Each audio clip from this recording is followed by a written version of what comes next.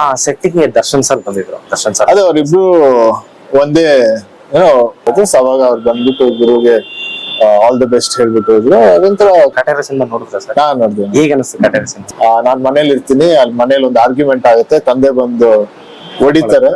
Life ಅಲ್ಲಿ ಮೊಯ್ movement February 8ನೇ ತಾರೀಕು ನಮ್ಮ ಸಿನಿಮಾ ರಿಲೀಸ್ ಆಗ್ತಾ ಇದೆ. ಸೊ ನಿಮ್ಮೆಲ್ಲರಿಗೂ ತುಂಬಾ ಇಷ್ಟ ಆಗುತ್ತೆ. ಓಕೆ, ತಮ್ಮವ್ರದ್ದು ಯುವ ಸಿನಿಮಾ ಬರ್ತಿದ್ರು. ಆ ಸೆಟ್ಟಿಗೆ ದರ್ಶನ್ ಸರ್ ಬಂದಿದ್ರು. ಹಾ, ಅವಾಗ ನೀವು ಇದ್ರಿ? ಇಲ್ಲ ನಾನು ಇರ್ಲಿಲ್ಲ.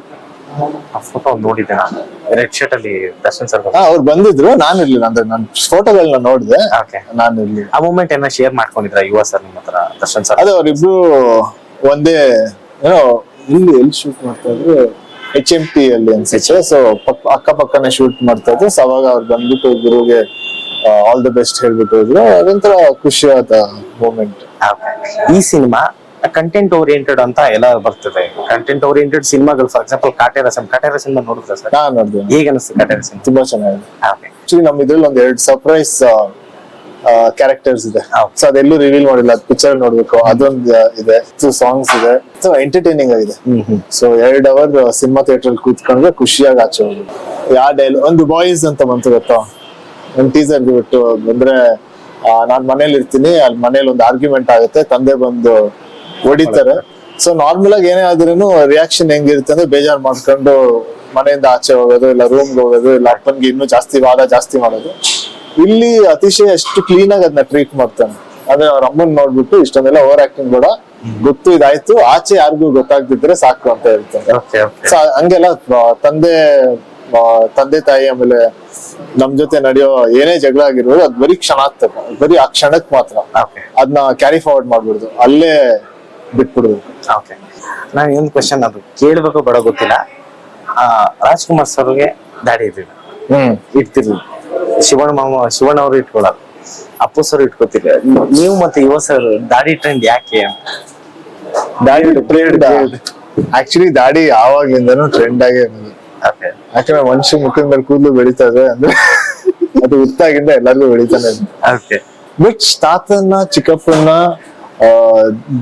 ದೊಡ್ಡಪ್ಪನ, ತಂದೆನ ಆತರ ಇಷ್ಟಪಟ್ರು ಜನನು, ಅವನ ಕ್ಲೀನ್ ಶೇವ್. ಆಮೇಲೆ ಮುಂಚೆ ಹೆಂಗಿತ್ತಂದ್ರೆ, ಈಗ ನಾನು ಒಂದಿನ ನಮ್ಮ ಊರ್ಗ್ ಹೋಗಿದ್ದೆ, ದಾಡಿ ಬಿಟ್ಟಿದ್ದೆ. ಅವಾಗ ಅಲ್ಲಿ ಒಂದು ಮನೆಯಲ್ಲಿ ಕೂತ್ಕೊಂಡಿದ್ದೆ, ಒಬ್ರು ಅಜ್ಜಿ ಬಂದ್ರು. ಆ ಅಜ್ಜಿ ಬಂದ್ಬಿಟ್ಟು ಯಾಕೋಗಿನೂ ಕೆಟ್ಟೋಗ್ಬಿಟ್ಟಿದ್ಯಾ ಅಂತ ಹೇಳಿದ್ರು. ಸೊ ಅವ್ರ ಮುಂಚೆ ಹೆಂಗಿತ್ತು ಅಂದ್ರೆ, ನೀವ್ ದಾಡಿ ಬಿಟ್ರಿ ಅಂದ್ರೆ ಏನೋ ಪ್ರಾಬ್ಲಮ್ ಇದೆ, ಇಲ್ಲ ಏನೋ ಕೆಟ್ಟ ಕೆಲ್ಸ ಮಾಡ್ತಾರೆ, ಅದಕ್ಕೆ ದಾಡಿ ಬಿಟ್ಟಿದೆ. ನಮ್ಮ ಮನೆಯಲ್ಲಿ ಅದೇ. ಸೊ ಇವಾಗ ಅದು ಚೇಂಜ್ ಆಗ್ತಾ ಇದೆ. ಈಗ ಅದು ಇನ್ನೂ ಅಂದ್ರೆ ನಾರ್ಮಲ್ ಆಗ್ತಿದೆ ದಾಡಿ ಬಿಡೋದು. ಮುಂಚೆ ಆತರ ಇರ್ಲಿಲ್ಲ. ಸೊ ಅದಕ್ಕೆ ಇವಾಗ ನಾರ್ಮಲ್ ಅಲ್ಲ, ಅದಕ್ಕೆ ಬಿಟ್ಟಿದೆ. ಮೊಯ್ ಮೂವ್ಮೆಂಟ್ ನನ್ನ ಲೈಫ್ ಅಲ್ಲಿ ನಮ್ಮ ಆಡಿಯನ್ಸ್ಗೆ ಹೇಳ್ಬೇಕು. ಫಸ್ಟ್ ಈಗ ಟ್ರೈಲರ್ ನೋಡಿ ಎಲ್ಲರೂ ಇಷ್ಟಪಟ್ಟಿದ್ರ, ಥಿಯೇಟರ್ಗೆ ಬಂದು ಮೊಯ್ ಮಾಡ್ಬೇಡಿ. ನಿಮ್ಮ ಲೈಫ್ ನ ಮೂವ್ಮೆಂಟ್ ನಮ್ಗೆ ಶೇರ್ ಮಾಡ್ಕೊಳ್ಳೋದು. ನನ್ನ ಲೈಫ್ ಅಲ್ಲಿ ಮೊಯ್ ಮೂವ್ಮೆಂಟ್ ಅಂದ್ರೆ, ಅದೇ ಚಿಕ್ಕ ವಯಸ್ಸಲ್ಲಿ ಏನಾಗ್ತಿತ್ತು ಅಂದ್ರೆ, ನಮ್ಮ ಮನೆಯಲ್ಲಿ ತುಂಬಾ ಪೊಲೀಸ್ ಸೆಕ್ಯೂರಿಟಿಗಳು ಇರ್ತಾರೆ ತಾತ ಇದ್ದಾಗ. ಆಮೇಲೆ ಅವ್ರಿಗೆ ಡ್ಯೂಟಿ ಶಿಫ್ಟ್ ಆಗ್ತಾನೆ ಇದ್ರು.